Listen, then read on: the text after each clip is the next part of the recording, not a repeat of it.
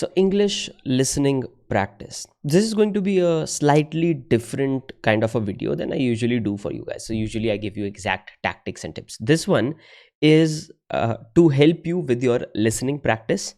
So I'm going to speak relatively slow, but rather than discussing the usual mundane topics that you'd find in vocabulary videos on YouTube or listening videos or such videos on YouTube rather, we are going to discuss real life topics. Now, a lot of people have actually commented, a couple of them have also, a couple of you guys rather, have also sent me DMs on Twitter as well as Instagram saying that if I knew English enough to understand your video, it wouldn't make sense. So, why don't you make videos in Hindi?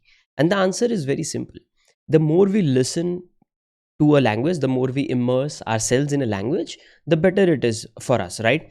And the way we pick up vocabulary, the way we pick up certain nuances is by exposing ourselves to those specific language. So for example, nuance is a word that I just used. You'd probably not find it in a vocabulary video or a basic sentence video that revolves around I like apples or I like oranges. They are a great starting point, but those are not the sentences that we'd use in our daily life, right? So there are a few ways that you can leverage to get better at vocabulary, but vocabulary in isolation never works. It's not going to work. It's boring. It's definitely not going to work. Vocabulary always works in context. Our brain is a pattern matching machine.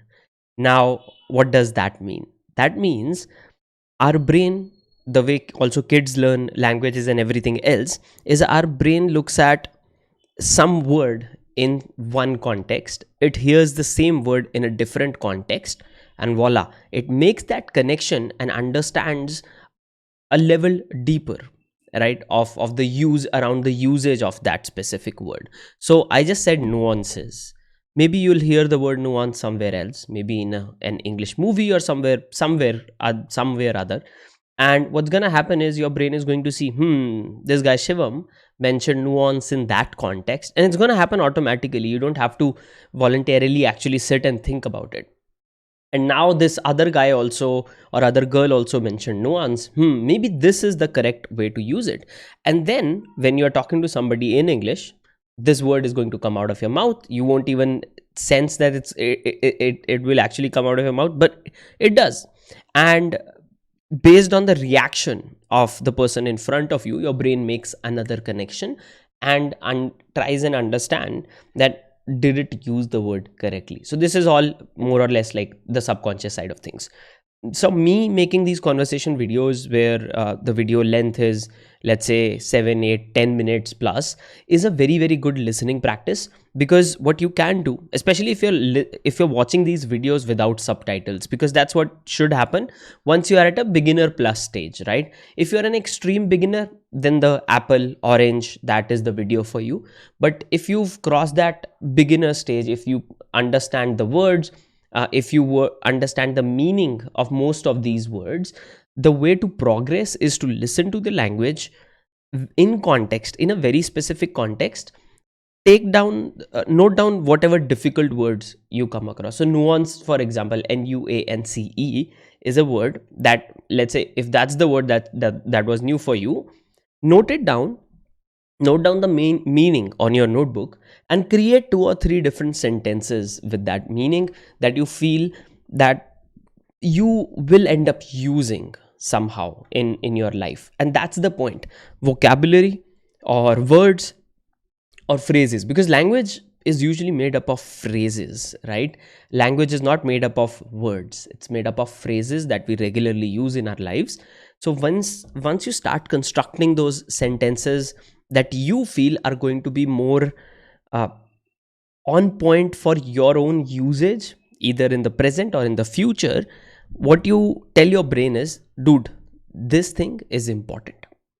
This word is important, right? It is an impactful word. Let's keep in mind different ways to use this word in the future whenever the need may arise.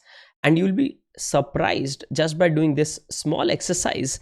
When you're talking to people, those phrases are going to be thrown in automatically, and that's the big part of this, and that's the importance of these conversation videos as well. Now I've come across a lot of these videos as I've exposed myself to different languages. So when I was learning Marathi, I used to look for such videos like slow speaking videos, but the kid videos like kids cartoons in Marathi, etc., or now for example in Japanese, it's very boring for somebody who's like 30 plus now, somebody like me. And I need to find conversations that are relatively slow. So fortunately there are videos, at least in Japanese, where people are talking slowly, and I felt that's a very powerful way, right? And they are roaming, they're going on a walk. I'm planning to explore something like that as well, but they're going on a walk and they're talking slowly, they're talking about the weather, what's happening around them, etc. And I think that's a very, very good listening practice, but that's also a very good uh, practice to understand the structure of a language, because when a native talks to you about a specific topic that's around them, the chance of you using that vocabulary or those phrases is much, much higher. So I think that's a big one. So with that being said, a very quick 6-minute introduction to this listening side of things and why this is important. Let's maybe touch a little bit on your 2024 goals, right? Now, a lot of you guys might already have thought of what kind of goals you are going to build for 2024. So there is a process that we use, which is a very, very common process these days, which is called as a SMART goal setting process.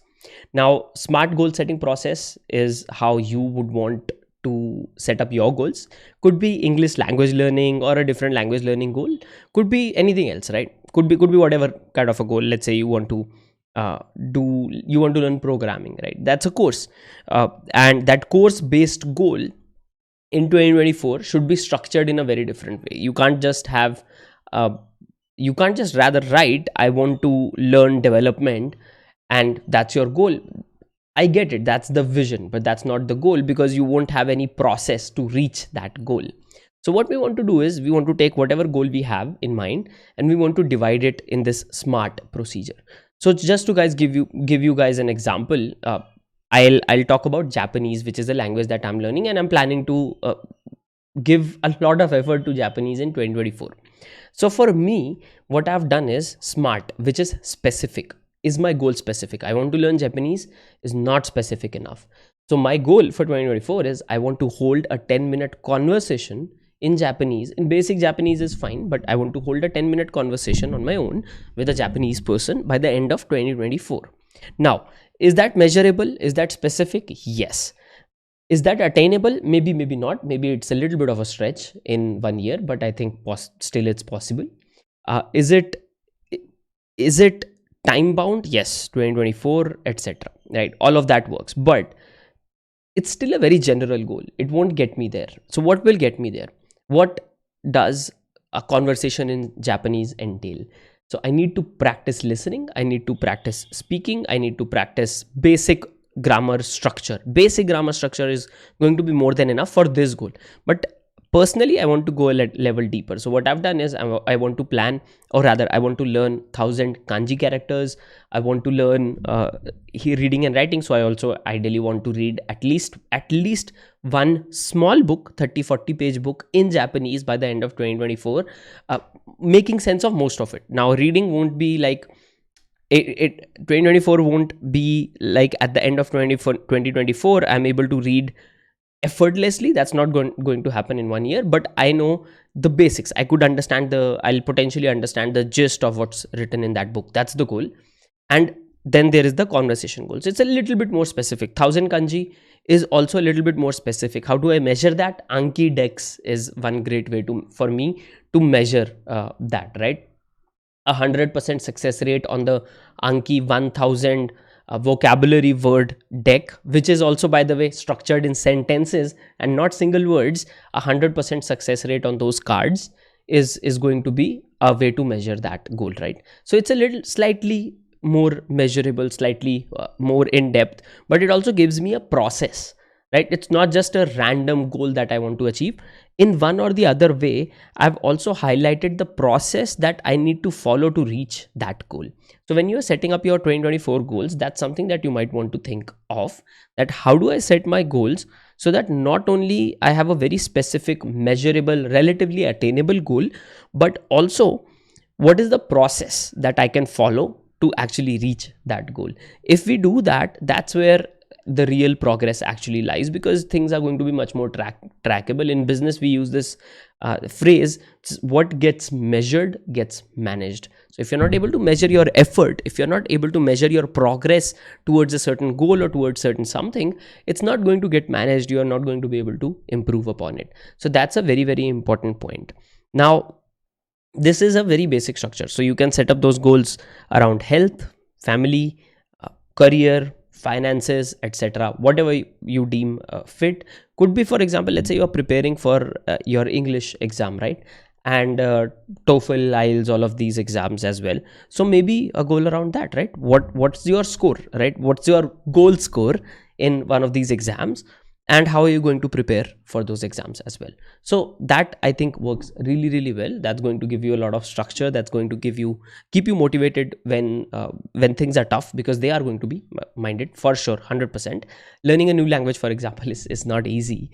And when things are demotivating, when things are tough, what will keep you going? That's the point, and that's what you need to stick with. It's going to be extremely important to do that. And this is the basic process of setting these goals up. And watching, for example, watching more videos like this, which are slow, because when we watch a video which is at normal pace and then you reduce the speed to 0.5, the pitch of the person changes, the voice changes, the words are sometimes jumbled. So it's better to watch videos that are where the person who's presenting speaks relatively slowly, so you can understand a little bit better. So they are geared towards beginner or intermediate English speakers, and watching videos like this is going to help you do that. But also the point is, these setting up of goals, how do I think about certain things, these tend to be a little bit more interesting of a topic. These kind of topics tend to be a little bit more interesting in general for adults, right? It's not easy to watch, this is an apple, that is an orange, those are 12 oranges, these are 5 eggs, those kind of videos. If you are like, let's say maybe above the age of 12 at this point, and I've seen it, most of you guys are like 18 plus, you are 11th, 12th, 10th class, or you've just entered college and you want to improve your English speaking skills. So watching videos like this is going to help you out. And one of the key things that, by the way, I can tell you before I wrap up this video, and of course make sure to smash that like button, guys, and subscribe to the channel. There's a lot more coming. But one of the key things that I wanted to tell you was, if you've noticed, probably in this video I haven't used more than 2 or 3 difficult words, right? And it's what, almost 13 minutes now at this point. That's the key, using simple language, simple words. And I'm not using these simple words because I'm talking, or rather I'm making this video for an English beginner or an intermediate level English speaker. I'm using simple words because that's how I talk in my daily life. That's how I talk with my clients. That's how I talk with my clients from India, from US, from Canada, wherever I'm talking, whoever I'm talking to. That's how I talk. That's how those people talk as well. Nobody likes to use difficult words and some esoteric vocabulary words, that's another word for you, to seem impressive, right? Because these days, actually, the perception is completely different. Maybe 10-15 years ago, if you use difficult words when talking to somebody, people would perceive, oh wow, this guy uses these kind of words, he's an amazing person, right? Very well educated and whatnot. Today, things are very different. People feel you are pretentious, another word for you. So if you use difficult words, if you use words that aren't simple enough to convey your message to a 5-year-old in your daily business and college and school life conversations, you are going to be treated as somebody who is pretentious, somebody who likes to show off unnecessarily, to be very specific.